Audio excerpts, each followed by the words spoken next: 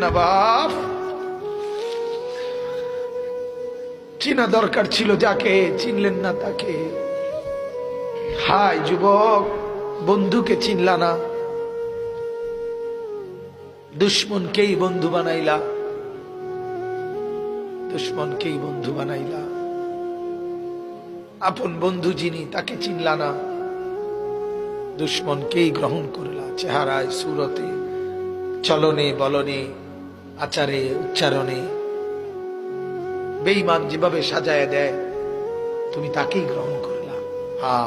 নবী পাক সাল্লাল্লাহু আলাইহি ওয়াসাল্লাম নফল নামাজে এত লম্বা সেজদা করতেন।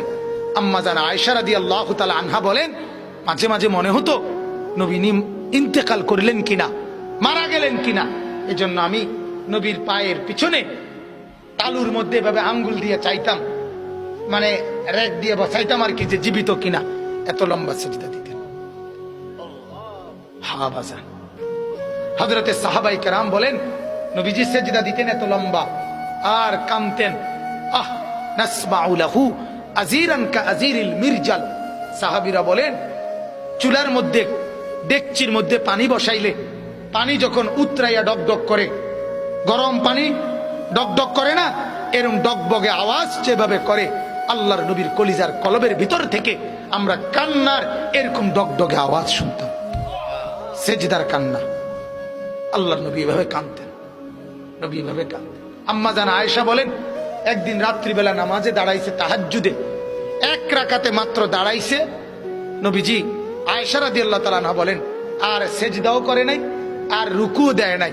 বেলালের আজান পর্যন্ত, ফজরের আগ মুহূর্ত, এ দাঁড়ানো থাইকেই কোরআনের একটা আয়াত পড়ছে আর কাঁদছে, আর কাঁদছে, আর কাঁদছে। কাঁদতে কাঁদতে চোখ ফুলাইয়া ফেলছে, দাড়ি ভিজে গেছে, বুকের পশম ভিজে গেছে। আম্মা জান আয়েশা বলে, তাওয়াররামাত কাদামাহু, দুইটা পাও ফুলে ফুলে গেছে।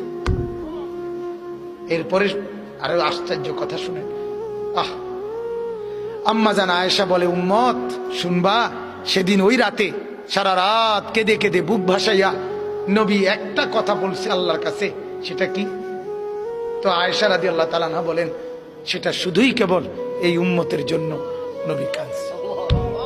ইন তুআযিবহুম ফাইন্নাহুম ইবাদুক ওয়া ইন তাগফির লাহুম ফাইন্নাকা আনতাল আজিজুল হাকীম। এটা কোরআনের আয়াত। আল্লাহর নবী কদ্দুর সারা রাত পড়ছে, আল্লাহরে বলছে, মাওলা আমার উম্মত আপনি যদি গুনার কারণে আযাব দেন, আপনি দিতে পারবেন। আপনার, আমি বলার কিছু নাই, আপনার বান্দা, আপনি চাইলে যা ইচ্ছা তাই করতে পারেন, আযাব তো দিতে পারেন মাওলা। ওয়া ইন তাগফির লাহুম, নবী বলে, আল্লাহ যদি এই বন্ধুর দিকে তাকাইয়া যদি আমার গুনাহগার উম্মতকে মাফ করে দেন, ফাইন্নাকা আনতাল আজিজ, তাইলে তো আপনি এই ক্ষমতাও রাখেন, আপনাকে তো বলার কেউ নেই। আপনারে বাধা দিবে কে? আপনারে নিষেধ করবে কে? বন্ধুর দিকে তাকাইয়া দেন না মাফ করে।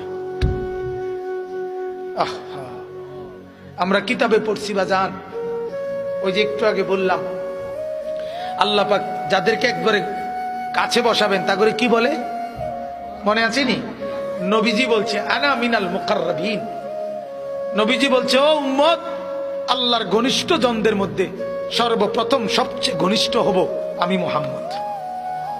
হাসরের ময়দানে মাওলা আমার জন্য, আল্লাহ তার সিংহাসনের পাশে আবার আমার জন্য আসন নির্ধারণ করবেন বসে বসে। তা আল্লাহর নবীকে আল্লাহ তাআলা বলবেন, বন্ধু এই আসনে বসেন।